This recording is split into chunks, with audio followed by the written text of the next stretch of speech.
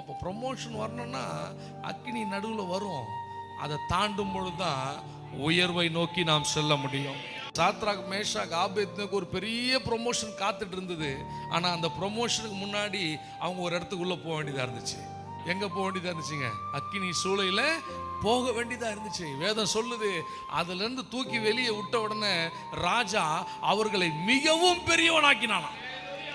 ஏற்கனவே ஆளுநராக இருக்கிறாங்க, இப்போ என்ன பண்ணுறான்னா மிகவும் பெரியவனாக்கினான். அப்போது இந்த மாதிரி காரியம் வரும்போது நீங்கள் எதை பார்க்கணுன்னா, நம்மை தப்புவிக்க போகிறவரை பார்க்கணும், அடுத்து நமக்கு வச்சிருக்கிற ப்ரொமோஷனை பார்க்கணும். நான் அதை யோசிக்க வேண்டும். அக்கினியே பார்த்துட்டு இருக்கக்கூடாது, ஆறுகளையே பார்த்துட்டு இருக்கக்கூடாது. இதெல்லாம் என்னை விட்டு கடந்து போகும். அல்லேலூயா.